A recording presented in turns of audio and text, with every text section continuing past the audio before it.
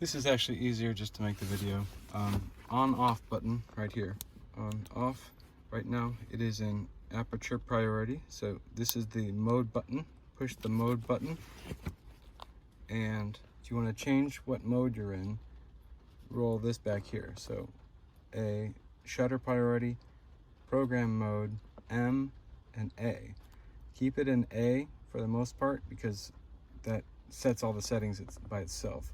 To change the aperture, which is this number here, the smaller it goes, the more like blurry background you'll get. So 3.5 is the lowest you can get. You'll actually get a pretty nice blurry background at 5.6, and that's when it's at the longest end of the lens.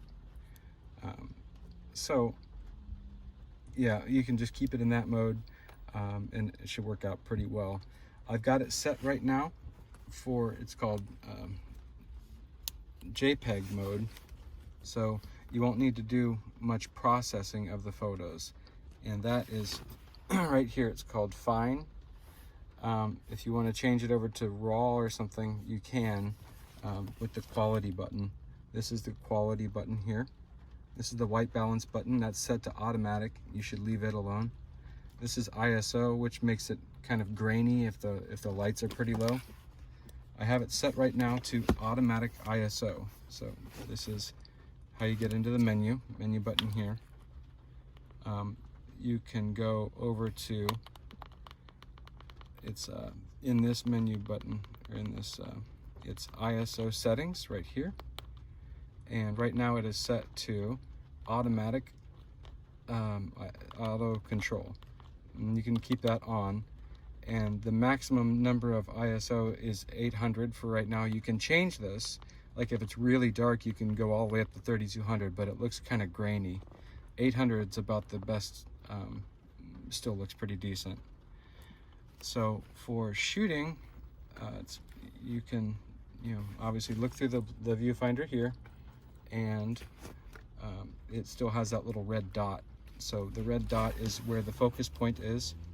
You can change that focus point by putting the red dot around here with this little, I'll put it on live mode just so you can see. This is live mode, so you can see this button right there, LV for live, and you can move around the focus point wherever you want it to be. If somebody's face is over there, you can kind of just push it down halfway.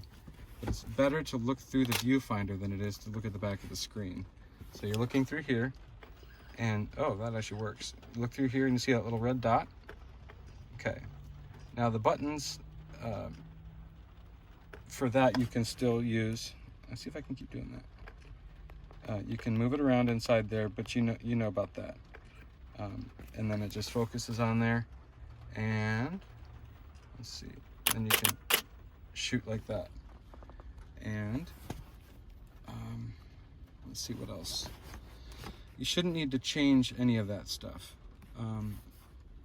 For the different kinds of shooting, if you want it to go fast, it's set up to fast right now.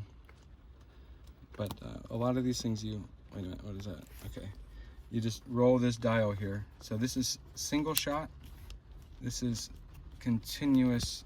You push this button here, and then you can roll it. And then this is continual low, and this is continuous high. So you want to keep it on continuous high, and that is really fast. It shoots really fast, 7 frames per second. And it gives you the information here. If you don't want to see all of this information, and I don't blame you, go like this and then push the up button. And then you can even push it again and it'll go away, see? So every time you half press it, it makes the screen disappear, which is fine. If you want to change the autofocus to automatic, you can by scrolling this up. But right now, it is set up so you can move the dot around like I showed you. Up here is spot metering. You shouldn't need to do anything with that because that just lets the camera know where you want it to expose for. So if you want to, it's complicated really. I mean, if you want to expose for the sky, it'll make everything like below it dark. So just leave it where it is, which is spot metering. This is an autofocus button. So instead of half pushing this button, you can also focus it this way. So you can either do it with this back button here or half push here, which is, you know, either way you're used to. I'm used to just half pushing it. Just as a point of reference, you don't, when you're looking through photos like, oh, I don't like that, don't ever just delete it from the camera, because it's happened to me one time before. There's a chance that it can like damage the other photos, so just keep them on there for right now. And when I say it's in there for JPEG, the regular, basically you can just take it right from the camera and put it on your computer. You don't need to like do any editing to it. JPEG, you can shoot 1,300 photos, so you can put a whole bunch of photos on here. I mean, if I'm shooting weddings and stuff, I put it on RAW, which is, you know, but they're bigger file sizes. So, I mean, for your purposes, I mean, you can still edit a little bit if you want, but you could just keep it in JPEG. The other buttons are if you want to scroll in to see something's like in focus or not, or like you want to just focus. There's just the plus and minus buttons here, plus, and then the minus. This is a lock button. I mean, if you wanted to lock that photo for some reason, if you really like it, but just remember, don't delete anything from the card itself. This is the OK button. That's how you kind of just confirm selections. It's kind of like the the enter button, if you will. Let's see, if you want to switch, I mean, you can get into it if you watch like different YouTube videos, but if you want to switch this mode so you can get like more in control of everything, this is shutter mode, and this is program is just kind of, it sets it up. But so I shoot everything in manual, and you know, you set up everything. So you use the back button, this back rolly button, and this controls how fast it is.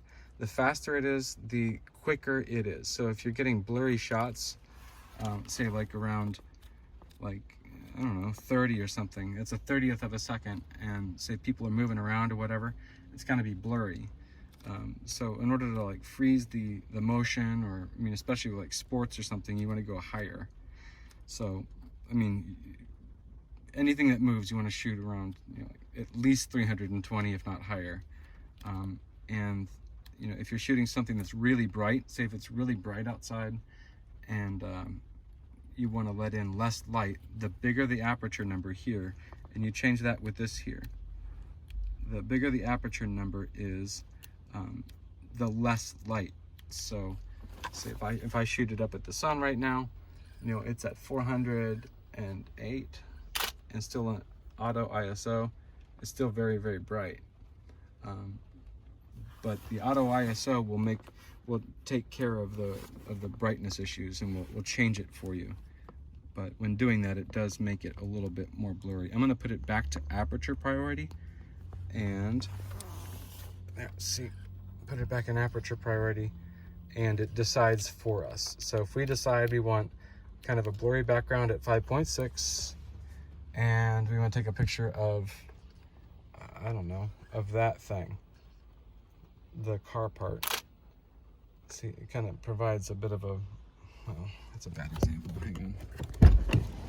So if I want to take a picture of the phone, it creates a very blurry background. It looks pretty nice. Oh, shoot, sorry about that. Yeah, and I just got this lens from Gadget Ease. It's actually really good. It's the kit lens, but if you have any trouble with it or anything, you can return it or whatever, but it should work out just fine. And these buttons are pretty simple. Sorry, my fingernails are long. Aperture is, sorry, automatic for automatic focus, and then if it's not focusing perfectly, you can put it back to M, manual. And this is how you focus this lens. You twist it in and out, but keep it on automatic autofocus. VR is vibration reduction. You just keep it on. It'll actually help you if you're shaky. It'll help steady the shot. And that happens inside the lens. if for some reason you need to take off the lens or you want to get a different lens, this button here, sorry to do one-handed, this button right here is how you do that. You push it, and well, I think you know how to take off one on the lens, but if you push it here and you just twist it, it just comes right out. When you're out like this, the camera is pretty vulnerable, so be really careful with it. Put this back by lining up this white dot, see that white dot, to this white dot, okay? I was trying to write all this stuff and it's just, you know, it's too much. So put it there, and it clicks in there. Now these are the kinds of focus modes on the side, okay? Right now it is on single focus mode, so if you're taking a picture of one thing standing still, or, you know, whatever, and this one's continuous. So if something's running around, as long as you're pushing this focus button halfway, it'll track whatever it is. Let's do it in, I won't do it in live mode, but it will stay focusing. So if something's running by you and you're following it, it will continue to focus. But I usually just do it in single focus mode. So once it focuses, you know, one time, it's not moving around. It doesn't make that big of a difference. You could keep it in continuous the whole time, and that would be fine. But especially for, you know, if Jesse's playing football or running around, you want to keep it in continuous. That way it continues to track. The flash on here is right here. You just push the side button right there for flash. This button is a bracketing button. You won't need to do anything with that. I frankly don't even know what it does. And if you want to set up the flash, it will, the flash doesn't look that great, but it will work okay. So I'm just going through the menus here. This is the playback menu. You shouldn't need to do much there. This is the shooting menu. The only real things that you want to mess with in the in the shooting menu, if you want, is the ISO sensitivity settings. You can turn on and off, but like I said, I always just keep it on because it just makes things easier for you. Let's see, movie settings if you want to make movies, but honestly your iPhone makes a better movie than that does. File naming, it's just DH, it's just d300s, it doesn't matter. But in the custom settings, you can, what was I trying to say? That's, oh yeah, I mean, yeah. You shouldn't really need to do too much in the shooting menu, unless you watch some different videos and want to try to do things differently with it. But ISO noise reduction, ISO settings, live view mode, that's okay. In the custom settings, you can come back through and change any of this stuff that you'd like, but you should be okay without that. When you get a brand new card, or if you want to erase what's on the card, press Format Memory Card, you press here, then you press OK. The LCD brightness is the next one down. It actually should be a little bit lower, so when you're looking at the screen, you look at exactly what you get. Shouldn't need to do anything here or anything here. Battery info. The battery I have in here is fully charged, and it comes out this way, and it just slides out. You don't need to push a button or anything. It just comes out like that. And with that, I brought you a battery charger, but this battery will last forever. So just keep it charged, and you can shoot probably 1,000 photos with it. It just goes in here this way, and if I remember right, this charger turns like red or something. You just click it in there and just plug it into the wall, obviously, and it will charge up, and it takes a few hours to charge, but it'll last for a really long time. So you put it back in there, like that, and I put a strap on here for you.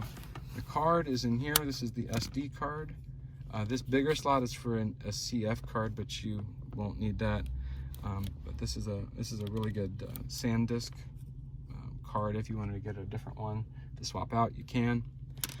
But it just pushes in and out like that, and on and off. And when you put it back in the bag to put it away, try to remember to turn it off, because when it's in there, sometimes it could, you know, just continuously take photos. That wouldn't be good. Let's see. This switch right here is for locking the focus. You shouldn't need to do much with that. And if you want, again, there's that live mode button, and it just switches it over so whatever you're taking a picture of is now on the screen, and you can go from there. It's pretty easy. And the info button tells you what's going on. So if you push this info button right here, you've got A, which is aperture priority, which is where you want to stay. This tells you what the camera's deciding for shutter speed, and this is the aperture. And again, when you go down to 18, get rid of that live mode. Oh shit. 18 millimeters, you can make it really low. So you can have it at 3.5, which is pretty cool for like low light and stuff like that. So for instance, I'm going to take a picture of the phone, and you'll see what it does to the background. Makes the background pretty blurry. So you've got that right there.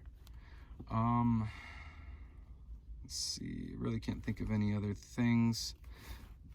But yeah, if you keep it as is, or if you accidentally bump it or switch it into a different mode, just go back to aperture priority. It's a fail-safe. You can pretty much never go wrong there. Okay. And that, and I just cleaned the lens, so try to keep the cap on it. I mean, it's not a big deal if you scratch the lens a little bit. You won't be able to tell in pictures, but you can just keep it on there. And in the bag is the receipt for the lens, and then there's this charger here too. So yeah, so I started to write it all down. I'm like, oh shit, there's too much. So okay, that's your brief tutorial. If you have any questions, I mean, I guess you can text me or whatever, but YouTube is really your best bet. Just literally type in how do I focus with D300s, or how do I do anything. Just type in the question in YouTube, and there's like 2 or 3 guys that make videos just about this. So okie doke. And we've already talked about all that. Oh yeah, if you want to put it on a timer, you can go this way again by pushing this button here, and then over to the little clock thing. And I mean, that's if you wanted to just like set it down someplace on the table.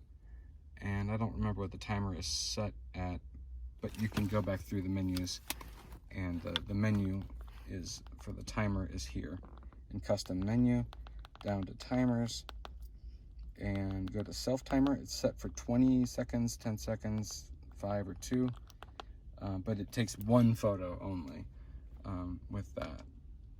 So yep, I'm going to turn off the timer, put it back to continuous high, CH, which is right there, and everything clicks.